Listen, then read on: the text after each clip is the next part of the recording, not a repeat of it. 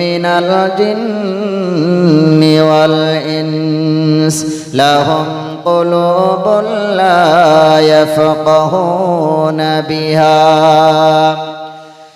আমি মানুষের জিন জাতিকে বেশিরভাগ তাদের সৃষ্টি করেছি, তৈরি করেছি জাহান্নামের জন্য। আল্লাহ পাক কেন বললেন আমি জাহান্নামের জন্য সৃষ্টি করেছি? এর কারণ কি, উদ্দেশ্য কি? আল্লাহ যে আমাদের এত ভালোবাসেন, মায়া করেন, একজন মা নিজের জান দিয়ে হলেও সন্তানকে বাঁচানোর চেষ্টা করেন, কিন্তু সেই মায়ের চাইতে আল্লাহ রাব্বুল আলামিন আমাদেরকে হাজার হাজার কোটি কোটি গুণে বেশি আর মহব্বত করেন, ভালোবাসেন। আবার ওই আল্লাহ তিনি কেমন করে বলেন যে আমি মানুষ আর জিন জাতিকে জাহান্নামের জন্য সৃষ্টি করেছি? নিশ্চয় এর মধ্যে কোনো না কোনো রহস্য রয়েছে, কারণ আছে। এই কারণগুলো আল্লাহ রাব্বুল আলামিন তুলে ধরেন। তারপরে আল্লাহ রাব্বুল আলামিন বলছেন আমি কেন তাদের জাহান্নামের জন্য সৃষ্টি করেছি তোমরা এবার শোনো। ও আমার বান্দারা, তোমরা কান খুলে শুনে নাও। এই কারণেই তোমাদের জাহান্নামের কারণে আমি জাহান্নামে দেব। প্রথম নম্বর হলো লাহুম কুলুবুন লা ইয়াফকাহুনা বিহা। তাদেরকে আমি অন্তঃকরণ দিয়েছি, হৃদয় দিয়েছি, কলব দিয়েছি বোঝার জন্য, তবু তারা বুঝেও বোঝে না। এই যে কুলাঙ্গার গোলাম, বলবেন হুজুরের মুখে শুধু গালি কেন বলছি? আয়াত এমনি পড়ি নাই রে ভাই। আল্লাহ রাব্বুল আলামিন বলছেন লাহুম কুলুবুন লা ইয়াফকাহুনা বিহা। তাদেরকে আমি অন্তঃকরণ দিয়েছি, হৃদয় দিয়েছি বোঝার জন্যে। একটা জানোয়ারকেও আমি হৃদয় দিয়েছি, কলব দিয়েছি, তারা যেটা বোঝে তুমি তার চাইতে অনেক ভালো বোঝো হে মানব। এই জন্য আমি তোমাকে বোঝার জন্য দিয়েছি। কেন তুমি বুঝেও বোঝো না? না বোঝার ভান করে থাকো, যার কারণে তুমি জাহান্নামে যাবে। দ্বিতীয় নম্বর হলো ওয়ালাহুম আ'য়ুনুন লা ইউবসিরুনা বিহা। আমি তাদেরকে চক্ষু দিয়েছি দেখার জন্য। এই চোখ দিয়েছেন আল্লাহ রাব্বুল আলামিন আমাদের দেখার জন্য, অথচ সেই চক্ষু নিয়ে সুন্দর ফুল, সুন্দর নদী, সুন্দর চাঁদ, সুন্দর নক্ষত্র, সুন্দর নারী, সুন্দর রমণী, সারা দুনিয়ার চাকচিক্য নিয়ে আমি বিভিন্ন রকমের কবিতা লিখি। অথচ ওই কবি যে আল্লাহ এত কিছু সৃষ্টি করেছেন সুন্দর, ওই আল্লাহকে সে চিনতে পারল না। তার মানে ও আল্লাহকে দেখেও দেখে না। এই জন্য আল্লাহ পাক বলেন আমি তাদেরকে জাহান্নামে দেব। তিন নম্বর হলো ওয়ালাহুম আযানুন লা ইয়াসমাউনা বিহা। আমি তাদেরকে কান দিয়েছি শোনার জন্য, তবে তারা শোনেও শোনে না। মাইকের আওয়াজ তার কানে যাচ্ছে। এই যে অন্তরটা গোনা করে করে, সুদ খেয়ে খেয়ে, পাপ করে করে এমন হয়ে গেছে, অন্তরে কোনো কথা বুঝেও আমরা বুঝতে চাচ্ছি না। কানটা এমন ভোতা হয়ে গেছে গান বাজনা শুনে। বেবিচার, তার মানে কানেরও বেবিচার, কানেরও জিনা রয়েছে। কানে আমরা এমন কথা, ফাহেসা, ফালতু বেহুদা কথা শোনার পরে ওই কানও আমাদের আর ভালো কথা শুনতে চাই না। এই চক্ষু দিয়ে দেখেন যে সমস্ত বাচ্চা গোলাম আজ এরা ছোটে বেড়ায়, ইসলামের তো এরকম রীতিনীতি ছিল না, এদের দ্বারা ইসলাম বিজয় হয়েছে। আর আজ আমাদের যুবকেরা কেমন তারা ছোটে রে ভাই। এই জন্য আমার আল্লাহ রাব্বুল আলামিন বলেন আমি তোমাদেরকে অন্তর দিয়েছি বোঝার জন্য, কান দিয়েছি শোনার জন্য, চোখ দিয়েছি দেখার জন্য, তবু তোমরা দেখেও দেখো না। আজ আমরা দুনিয়াতে সব শুনছি আমার ভাইয়েরা। মাঝে মাঝে দেখা যায় যখন মাহফিল সেরে, যখনই নাকি আপনাদের এই মসজিদের রোডে নামি, একদিন হঠাৎ করে নেমে দেখি প্রায় রাত 12টা বেজে গেছে। এই তো গত কয়েকদিন বাঙালজিতে মেলা ছিল, অনেক লোকের ভিড়ভাড়টা কি ব্যাপার এত রাত জানা ছিল না। বললে হুজুর বাঙালজিতে মেলা চলছে। ওই জায়গায় কেউ তো মাইকিং করে নাই, হয়তো একবার করেছেন। আমার জানা রয়েছে সব তার মুসলিম হোটেলে খায়, তার মানে মুসলমানের ছেলে। অথচ ওই মুসলমানের ছেলে আমরা আজ এখানে মাহফিলে ডাক দিচ্ছি, এসো তোমরা ভালোর দিকে এসো, কল্যাণের দিকে এসো। মসজিদে তা 5 বার মুয়াজ্জিন আযান দেয়, হাইয়া আলা সালাতি হাইয়া আলাল ফালাহ, এসো নামাজে এসো, এসো কল্যাণে এসো। আমরা কিন্তু জায়গায় শোনার পরেও না শোনার ভান করে থাকি, তার মানে আমরা শুনেও শুনলাম না। এই জন্য আমার আল্লাহ রাব্বুল আলামিন বলেন, হে আমার বান্দারা, আমি তোমাদেরকে এত মহব্বত করে সৃষ্টি করলাম, এত ভালোবেসে আমি তোমাদের সৃষ্টি করলাম, এরপরেও আমি তোমাদের কেন জাহান্নামে দেব?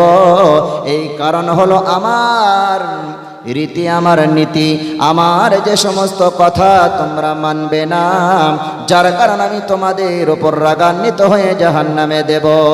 আল্লাহ কি শুধু তাই বলেছে রে ভাই? তা নয়, বরং এর পরে আয়াতের শেষের দিকে আল্লাহ রাব্বুল আলামিন বলেন, উলাইকা কাল আনআম,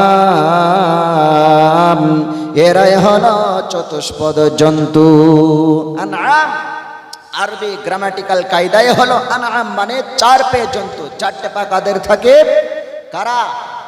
এই যারা মাইকের আওয়াজ শুনছে, দেখেন সব এখনো পর্যন্ত নীলজ্জার দল, বেহায়া, তাদের ফ্যামিলি ওই রকম, মাইকের আওয়াজ বারবার শুনছে, তারপরেও এই সমস্ত লোক, এই সমস্ত যুবক শোনার পরেও যারা ছুটে বেড়ায়, এদিকে আসে না। দরকার পড়লে তুই বাড়ি যা, তাও ভালো, কিন্তু এই জলসা, এই সমস্ত জায়গা নষ্ট করার কোনো অধিকার তোমার নাই। এই জন্য আমার ভাইয়েরাম, আমি যে কথা আপনাদেরকে বোঝাতে চাই, আল্লাহ রাব্বুল আলামিন বলেন, উলাইকা কাল আনআম, যারা শুনছে, বুঝছে, দেখছে, এরপরেও তারা দেখেও দেখে না, শোনেও শোনে না, সব কিছু বোঝার পরেও বুঝেও বোঝে না, এরাই হলো চতুষ্পদ জন্তু, 4 পায়ে জানোয়ার। আল্লাহ পাক শুধু তাই বলেন না, বরং তার চাইতে বলেন বালহুম আদাল, 4 পায়ে জন্তুর চাইতে এরাও আরো নিকৃষ্ট। 4 পায়ে জন্তু তার চাইতে এরা নিকৃষ্ট, যারা বুঝেও বোঝে না, দেখেও দেখে না, শোনেও শোনে না। কারা? যারা এই সমস্ত কিছু সব করলো তারপরে বুঝছে না, এরা চতুষ্পদ জন্তুর চাইতেও নিকৃষ্ট। এবার একটু ভালো করে আপনারা দেখেন, 4 পায়ে জানোয়ার কারা? অনেকেই হয়তো বলবেন, হুজুর খুব কথাগুলো করা হয়ে যাচ্ছে, কঠিন কথা না। আল্লাহ এটা নিজে বলছেন আনআম, জেনে নেবেন আলেমদের কাছ থেকে। আনআম মানেই হলো গবাদি পশু, 4 পায়ে জানোয়ার, যারা গরু, ছাগল, ভেড়া, কুকুর, এরা হলো 4 পায়ে জন্তু, 4টে পা থাকে, চতুষ্পদ জন্তু। আল্লাহ বলছেন এরা তার চাইতেও বালহুম আদাল, এর চাইতে আরো নিকৃষ্ট। তাহলে আমি একজন মানুষ, আমি কি গরুর চাইতে নিকৃষ্ট হতে পারি? আমি একজন মানুষ, আমি কি কুকুরের চাইতে নিকৃষ্ট হতে পারি? আল্লাহ এমনি বলে নাই, এটা খেলা করতে বলেন নাই, নিশ্চয় এর মধ্যে কোনো না কোনো রহস্য আছে। তার মানে আল্লাহ বলেছেন আমরা মানুষ গরুর চাইতেও নিকৃষ্ট, আমরা মানুষ কুকুরের চাইতেও নিকৃষ্ট হতে পারি। যদি বলেন এটা কেমন করে হতে পারে, দেখেন একটু যদি ব্যাখ্যায় যাই, আগেই বলেছি কথাগুলো হয়তো করা কথা হতে পারে, কিন্তু না বললেই নাই, তাই বলতে হয়। আমার ভাইয়েরা, একজন মানুষ কিন্তু গরুর চাইতেও নিকৃষ্ট হতে পারে। জানি না আপনাদের এলাকায় কি চলে না চলে, আমার জানা নাই, তবে আমি আমাদের এলাকার কথা বলছি, আমার চাপড়া থানাতেই বাড়ি, আমাদের এলাকা ভিত্তিক কথা বলছি। আমরা নিজেরা এখনো পর্যন্ত গরু চাষ বা গরু আমরা পুষি। যারা গরু পোষেন দেখবেন বাড়িতে গিয়েই গরুর আল্লাহ পাক একটা কুদরতি জিহ্বা দিয়েছেন, সেই জিভে কাঁটা কাঁটা ভাব থাকে। ওই গরুর নাদাই, ডাব্বায়, পাতনায়, যাই বলেন না কেন, তাতে যদি ছানি খেতে দেন, খাবার খেতে দেন, কোনো যদি একটা অখাদ্য সেখানে পড়ে যায়, তার খাবারের মধ্যে ওর মুখে ভিতরে যদি চলে যায়, সেই গরুটা এই জিহ্বা, কুদরতি জিহ্বার দ্বারাই অখাদ্য যেটা ঠেলে ঠেলে ঠেলে ঠেলে কাঁটাদার জিহ্বার দ্বারাই ফেলে দেবে। ও গরুটা বুঝতে পেরেছে, আমি যদি এটা খেয়ে ফেলি, ভেতরে চলে যাই, হয়তো আমি হজম করতে পারবো না, আমার এই হজম না করলে শরীরটা অসুস্থ হয়ে যাবে, এই কারণে সেই গরুটা সেটা ফেলে দিচ্ছে। কিন্তু আমরা মানুষ সেটা বুঝছি না, আমরা দেখছি যে এটা খেলে আমি অসুস্থ হয়ে যাব। আমার গ্রামে 6-7টা ছেলে, 6-7টা লোক তারা মদ পান করে, হিরোইন খেয়ে তারা মরেছে। তাদের ফ্যামিলিতে 2 বেলা ঝগড়া, রাত দিন 24 ঘন্টা অশান্তি লেগেই আছে। তারপরেও বোঝার পরেও গরু বুঝেছে যে ওটা খেলে আমি অসুস্থ হয়ে যাব, ওটা খেলে আমি হজম করতে পারবো না, ওটা খেলে আমি মারাও যেতে পারি। ওটা গরুতে বুঝলো আর মানুষ হয়ে আমি বুঝলাম না, তার মানে আমি কি চতুষ্পদ জন্তু, একটা গরুর চাইতেও নিকৃষ্ট হলাম। এই জন্যে ভাই কথাগুলো একটু করা হতে পারে। এরপরে সবচাইতে আমাদের সমাজে যেটা নিকৃষ্ট প্রাণী, যদিও এখন অনেকেই সেটা শখ করে পোষেন, সেটা হলো কুকুর। মানুষ কি কুকুরের চাইতে নিকৃষ্ট হতে পারে? এটাও বলবেন হুজুর মানুষকে কুকুরের সঙ্গে উদাহরণ দিলেন না। আমি বলছেন এটা আল্লাহ বলেছেন, আমাদের বুঝে নিতে হবে কথাটা। আমি মানুষ কেমন করে কুকুরের চাইতেও নিকৃষ্ট হতে পারি? আমার ভাইয়েরা দেখেন, আজকে হয়তো আপনাদের বললে অবাক লাগবে, এই তো মাত্র রিসেন্ট অল্প দিনের কথা, আমাদের মালিয়াপতা বলে একটা গ্রাম রয়েছে, ওখানেকার ঘটনা। 1 মাসের সন্তান রেখে চলে গেছে। কেন বলছে কুকুরের চাইতেও নিকৃষ্ট? মায়েরা কথাটা আপনারা একটু ভালো করে এবার শুনুন, আপনাদের জন্য কিছু ওয়াজ করবো ইনশাল্লাহ।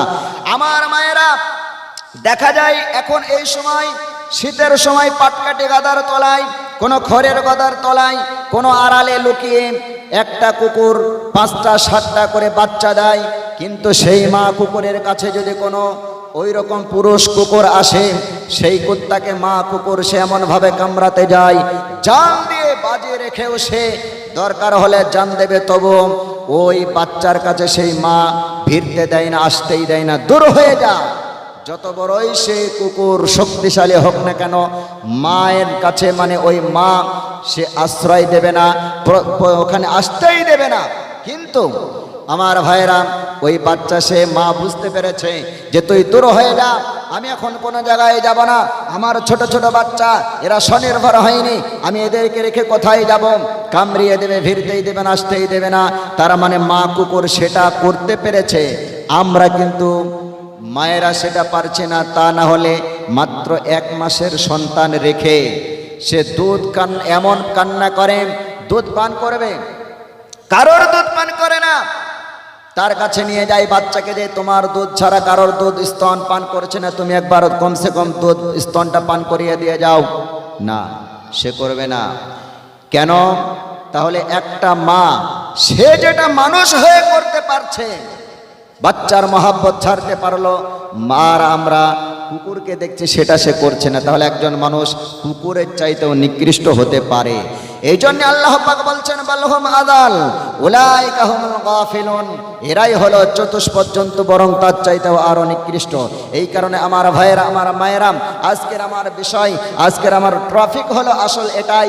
মায়েদের উদ্দেশ্যে 2-4টে কথা বলবো। আল্লাহ পাক ওটাই বলেছেন। আজ আমি মাঝে মাঝে তাফসীরে কথাগুলো আসে, সারা পৃথিবী জুড়ে অশান্তি দেখবেন প্রায় জায়গাতেই। আল্লাহর নবী সাল্লাল্লাহু আলাইহি ওয়াসাল্লাম বলেছেন ফাত্তাকুদ দুনিয়া ওয়াত্তাকুন নিসা, তোমরা দুনিয়া থেকে পরহেজ করো আর এই সমস্ত নারী যারা তাদেরকে ভয় করো, নারীদেরকে তোমরা ভয় করো। তার মানে একজন নারী যদি না হয় আমি দুনিয়াতে আসতাম না। নারী অবশ্যই দরকার, দুনিয়াও অবশ্যই দরকার, কিন্তু সেটা সীমা অতিক্রম হলে হবে না।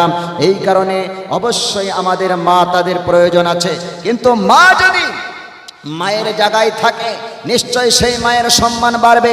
মা যদি মায়ের জায়গায় না থাকে মায়ের সম্মান বাড়বে না, বরং মায়ের সম্মান কমে যাবে। এই কারণে আমার মায়েরা, আল্লাহ পাক ওই কথাটাই বলছেন ওয়াকারনা ফি বুয়ুতিকুন্না ওয়ালা তাবাররাজনা তাবাররুজাল জাহিলিয়াতিল উলা। হে মানবেরা, হে মুমিন মুমিনারা, ও মুমিন মুসলমান মেয়েরা, তোমরা কখনোই ওই জাহিলি যুগের মতো, মূর্খতা যুগের মতো তোমরা বেপর্দাভাবে বেহায়াপনা হয়ে বাইরে সাজসজ্জা করে বার হয় না। কিন্তু এখন আমাদের বর্তমান জামানায় আমরা দেখি, যখন আমাদের বাড়িতে থাকে আমাদের সাজসজ্জা কেমন চলে, আমরা কেমনভাবে থাকি। আমরা যখন বাইরে যাই তখন আমরা কতই না সুন্দর সুন্দর পোশাক পরতে পারি। এজন্য আমার মায়েরা, আমরা যদি ঠিক মতো জায়গায় থাকতে পারি আমাদের সম্মান আল্লাহ পাক বাড়িয়ে দিয়েছেন। কেননা আল্লাহর নবী সাল্লাল্লাহু তাআলা আলাইহি ওয়াসাল্লামের কাছে একজন সাহাবী এসে জিজ্ঞাসা করলেন, ইয়া রাসূলুল্লাহ, আমি কার খেদমত করব? নবী বলেন তোমার মায়ের। এরপরে কার? বলেন তোমার মায়ের। এরপরে কার? নবী বলেন তোমার মায়ের। চতুর্থ নম্বরে কার? আল্লাহর নবী বলেন তোমার তোমার মায়ের, তার মানে মায়ের জাতি আমরা, আমাদের সম্মান আল্লাহ পাক বাড়িয়ে দিয়েছেন। কিন্তু আমার মা, যদি আমি মায়ের জায়গা ছেড়ে আমরা যদি বেপরদায় চলি, আমার মা হলেও তবু তার আর সম্মান থাকবে না। আমার ভাইয়েরা ভালো করে কথাগুলো শুনুন। আজকের যুগে কেন আজ এত পণ প্রথা চলছে? এর কারণ হলো অনেকেই মনে মনে ভাববে হয়তো পণ প্রথা এটা উঠে গেছে, তার কারণ এটা চলছে, এই প্রচলন চলছে, এটা করতেই হবে, না হলে আমার মেয়ের বিবাহ হবে না। কিন্তু না আমার মায়েরা, আমরা যদি সঠিক জায়গায় থাকি, আমাদের পণ প্রথা তো দূরের কথা, বরং আমাদের উল্টো করে আজ পর্যন্ত আরবের দিকে যেটা চলে, মেয়েদেরকে টাকা পয়সা দিয়ে তবে একজন পুরুষ বিবাহ করতে হয়। এর একটা ছোট্ট উদাহরণ দিচ্ছি, কেমন করে দেখেন। আমরা যদি মনে মনে ভাবি আমার মেয়েকে সুন্দর সাজগোজ করিয়ে মেলায় ঘুরতে পাঠাই, বা পাড়ায় যদি যাই, হয়তো আমার মেয়েকে কেউ দেখবে, আমার মেয়ে বিক্রি হয়ে যাবে, ভালো লোকে পছন্দ করবে। কিন্তু না, ওটা এইরকম হবে, দুইজন লোক কলা বিক্রি করছে আপনাদের এই বাজারে, ধরে নেন মুরগি হাটায়, তো দুজন পাশাপাশি কলা বিক্রি করেছেন। একজন বলছে আমার 100 টাকা ডজন, আর একজন পাশে থেকে সেও বলছে 100 টাকা ডজন। কিন্তু এই যে লোকটা বুদ্ধি একটু হালকা, সে ভাবছে যে ওর চাইতে আমার কলাটা তাড়াতাড়ি বিক্রি করতেই হবে, ওই ব্যবসাদারকে ঠকানো এর ইচ্ছা, নিজের যত পারে ক্ষতি হোক তাও অসুবিধা নাই। এবার সে কি করতে লাগলো, বলে আমারও 100 টাকা ডজন। বিক্রি যখন হয় না, সে কলাগুলা ছেলে মনে মনে ভাবছে আমি যদি ছেলে রাখি, হয়তো আমার কলাটা তাড়াতাড়ি বিক্রি হয়ে যাবে, আমার কাস্টমার যারা, খরিদ্দার যারা কিনবে, টপ করে মুখে দেবে, তাদের কষ্ট করতে হবে না।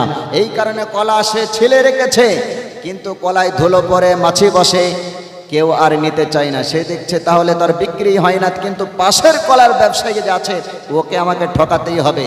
ও মনে মনে ভাবলো তাহলে কাজ করা যায়, সে প্রত্যেকটা কলা যে ছিলে রেখেছে একটা করে 10 টাকার নোট জড়িয়ে রেখেছে। জড়ানোর পরে বলছে যে কি আমার কলার 100 টাকা ডজন, পাশে থেকে সেও 100 টাকা ডজন এখনো হাঁকায়। এবার যারা খুব চালাক তারা কি ভাবে, 100 টাকা ডজন যদি কলা হয়, বাড়িতে তো আমার ছাগল আছে, গরু আছে, ওই 10টা কলা বা 12টা কলা যদি নেই, তাহলে এই নিয়ে যাওয়ার পর আমি খাবো না, গরুকে দিয়ে দেবো, ছাগলকে দিয়ে দেবো কলাগুলা। কিন্তু 100 টাকায় নিয়ে ওই 10 টাকার নোট যদি 12টা হয়, তাহলে 120 টাকা হয়ে যাবে, একটু ধুয়ে শুকিয়ে 20 টাকা আমার লাভ হবে, বরং আবার কলাগুলাও ছাগল গরুতে খাবে। এই বলে যারা খুব চালাক, চট করে সেইটাই নিয়ে নেবে। এজন্য আমার ভাইয়েরা, আমার মায়েরা, ভালো করে বুঝুন কথাটা। মনে মনে ভাবছে আমাদের মেয়েদেরকে যদি এভাবে আমরা ছেলে রাখি, পর্দায় না রাখি, হয়তো বিক্রি হয়ে যাবে তাড়াতাড়ি। যখন বিক্রি হয় না, ওই কলাওয়ালার মতো একটা 10 টাকার নোট নয়, বরং একটা বড় ধরনের বক্স খাটিয়া, একটা বড় ধরনের বুলেট গাড়ি আর গলার হার, তাতেও হয় না 5 লক্ষ টাকা নগদ আমরা জড়িয়ে দিই। এবার দুনিয়ার যারা চালাক ব্যক্তি, ওই যে কলা যে কিনেছে কাস্টমার, তার মতো চালাক বলে আমি তো কলা খাবো না, ওই নোংরা কলা আমি খাবো না, বরং গরু ছাগলকে দেব।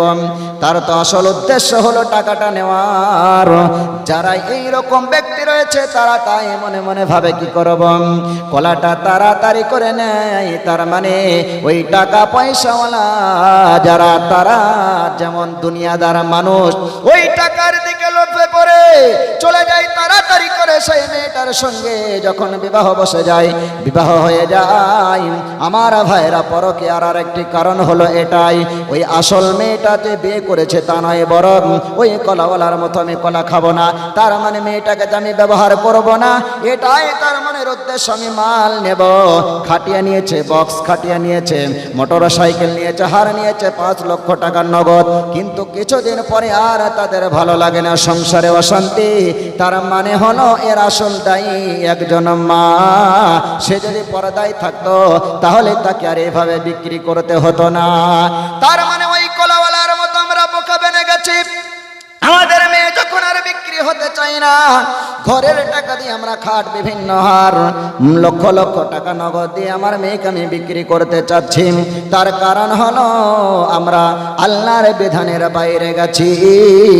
কিন্তু আমার ভাইরা, আল্লাহর বিধানের বাইরে যদি আমরা চলে যাই এমনই দুর্দশা আমাদের কপালে নেমে আসবে। এই জন্য আমার মায়েরা, আজ পর্যন্ত দেখা যায় এই দুনিয়ার বুকে এমন কিছু সতীসাধ্যী নারী দেখা যায়, তাদের মূল্য আমার আল্লাহ রাব্বুল আলামিন রেখেছেন। আমার মেয়েকে যদি ওইভাবে আমি তৈরি করতে পারি, আমার মা সে সম্মান পাবে, আমার মেয়ে সে সম্মান পেয়ে যাবে। আমি ভলেন্টিয়ার ভাইদেরকে অনুরোধ করছি, বিশেষ করে বাইকগুলো আপনারা এই রাস্তাটা বন্ধ করে দিন। বাইকের হরেনে কিন্তু প্রচুর ডিস্টার্ব হচ্ছে, সেই জন্য আপনারা বিকল্প রাস্তা যেহেতু আছে, সেই জন্য আপনারা অন্তত এই রাস্তাটা বন্ধ করে দিন।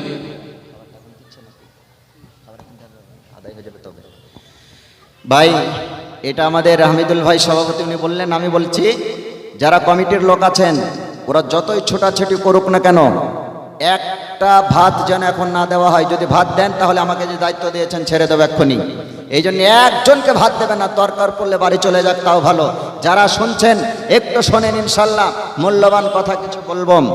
আমার মায়েরা ভালো করে শুনুন, আমি যে কথাগুলো আপনাদের বলতে চাই, আজ দুনিয়ার বুকে আমার মায়েরা বিভিন্ন জায়গায় যেটা ঝামেলা চলে, দুইটা জিনিস। একটা হলো হয় দুনিয়ার লোভে বিভিন্ন মারামারি, হানাহানি, দাঙ্গা হাঙ্গামা, আর তা নচেত কোনো নারী সংগঠিত নারী কেন্দ্রিক কোনো ঝামেলা এরকম হয়।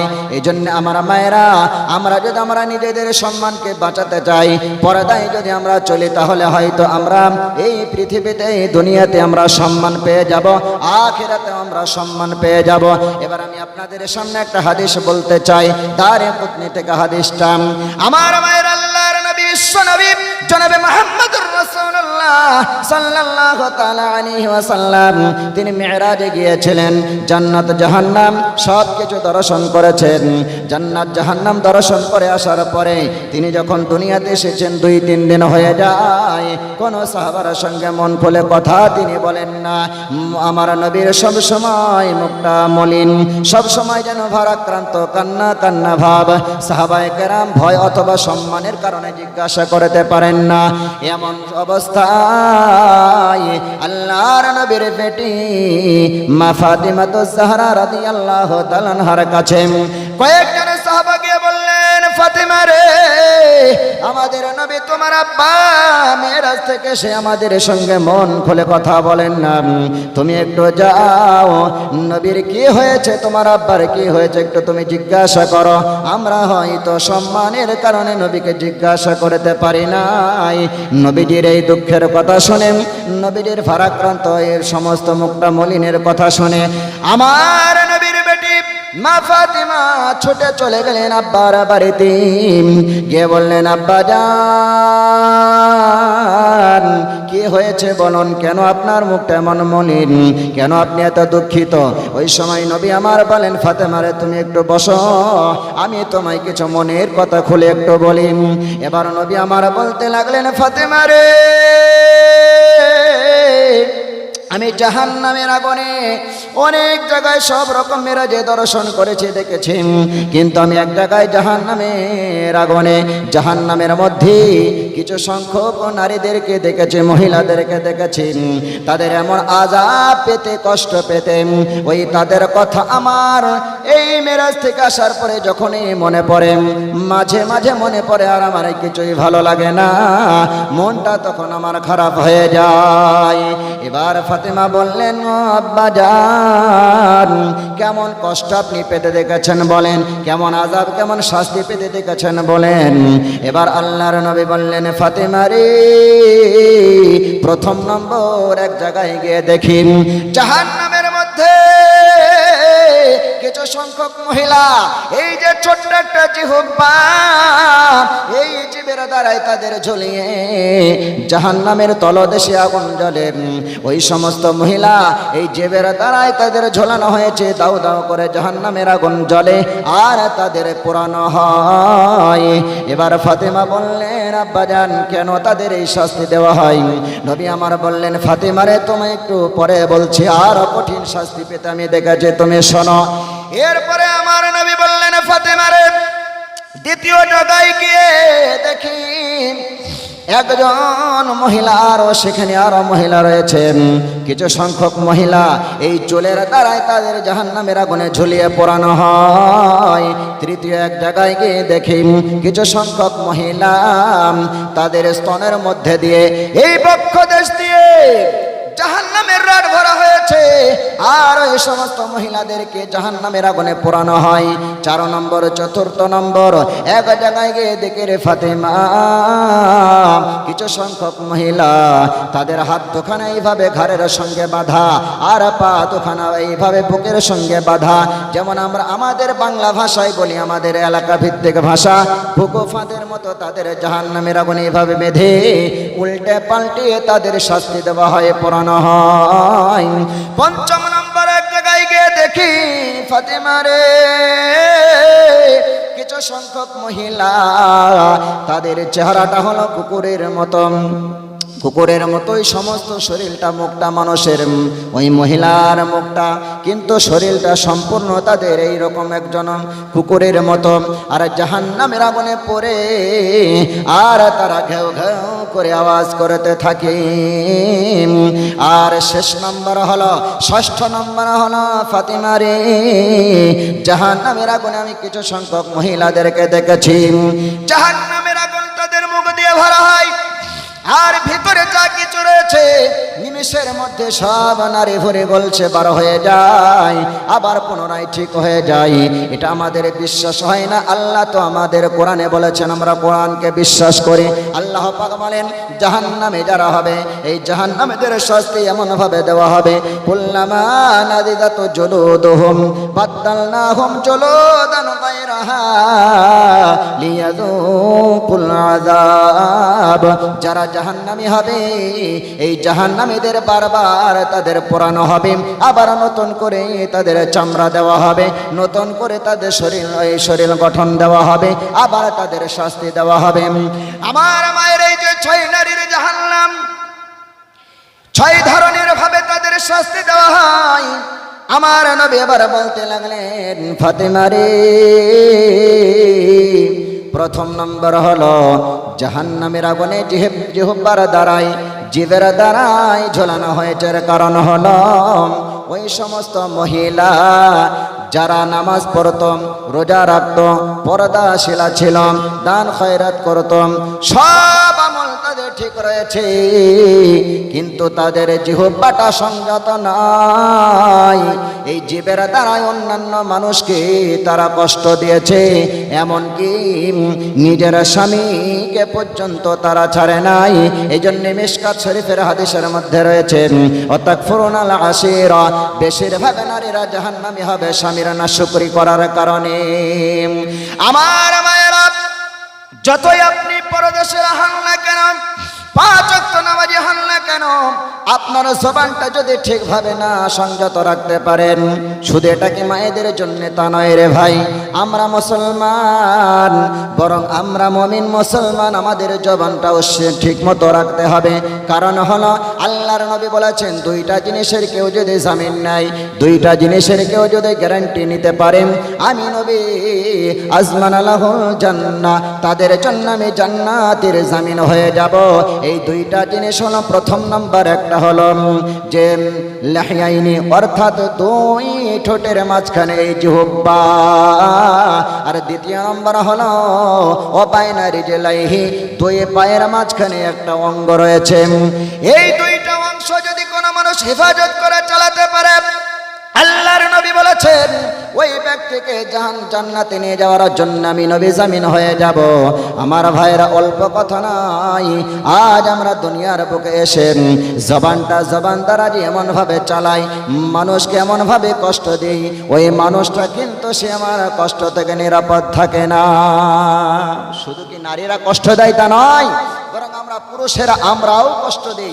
আল্লাহর নবী বলেন আল মুসলিমু মান সালিমাল মুসলিমুনা লিসানিহি ওয়া ইয়াদিহি, ওই ব্যক্তি হলো প্রকৃতপক্ষে মুমিন বা মুসলমান যে নাকি তার এই হাত এবং অঙ্গ প্রত্যঙ্গ থেকে তার প্রতিবেশী, তার অন্যান্য মুসলিম, গায়ের মুসলিম সবাই নিরাপদ না রাখে, সে মুসলমান নয়। যারা নিরাপদ থাকে সেই হলো প্রকৃতপক্ষে মুসলমান। আমার ভাইয়েরা, যদি কেউ কারোর সাথে একটু যদি ঝগড়া থাকে, চায়ের দোকানে বসে তাকে কেউ যদি অপমান করে, ওইখানে আমি একটা খুশির হাসি দিই, খুশির কাশি দিই। কেমন? মানে কি আরো চালা, দেওকে চালা। এই যে আমি খুশি হলাম, তার মানে প্রতিবেশীর সঙ্গে আমার মিল নাই। এই জন্যে জবানটা ঠিকভাবে চালাতে হবে। আমার মায়েরা ভালো করে শুনুন, আপনাদের হয়তো এখানে শহর এলাকা প্রায়, তবু গ্রাম অঞ্চল কিছুটা আছে। গ্রাম অঞ্চলের কথা বলছে, ভাইয়ে ভাইয়ে যদি সারা জীবন বিবাহ না করেন, আগেই বলেছে মায়েদের উদ্দেশ্যে কথা, আজকে কিছু হবে। ভাইয়ে ভাইয়ে যদি সারা জীবন বিবাহ না করেন, তবু তাদের মধ্যে বিবাদ বিচ্ছেদ হবে না। কিন্তু যখনই বিবাহ হয় 1 থেকে 2 বছর, এটা চাষি ফ্যামিলি হলে শুরু হয়ে যায়। কেমন? শেষ পর্যন্ত এমন ঝগড়া হয়, মাঝখান দিয়ে বেড়া পড়ে যায়, পাঁচিল দিয়ে দেয়। দিয়ে এই যে জবানটা কি করে চালাই মায়েরা জানেন? আমাদের গ্রাম্য ভাষায় তো আমরা বলেই থাকি, ভাইয়ের ভাই বউকে মানে যা বলে, যায় যায় ঝগড়া, তোর মুখই দেখবো না। সকালবেলায় উঠে যদি ছাগল মুরগি পোষে, ছাগল মুরগি ছাড়ে আর বলে, কি বলে? বড় ভাইয়ের বউ ও ভাবে বড় যা, আমি সবার আগে এসেছি। ছাগল মুরগি ছাড়ে আর বলে কি, তোর কি মরণ হয় না? তুই বাঁশের তলায় পড়তে পারিস না, আর কতদিন জ্বালাবি? এই বলে শুধু ছাগল মুরগি ছাড়ছে আর গালি দিচ্ছে। ছোট ভাইয়ের বউ দেখছে ছোট যা, সে দেখছে এত সকালবেলায় ছাগল মুরগি ছাড়ে আর কাকে গালি দেয়, নিশ্চয়ই কোনো ব্যাপার আছে, নিশ্চয়ই ও আমাকে বলছে। এও চালায়, কি চালায়? তোরও কি মরণ হয় না? আর কতদিন এইভাবে জ্বালাবে? পুকুরে ডুবে মরতে পারিস না, গলায় দড়ি জোটে না, বিষ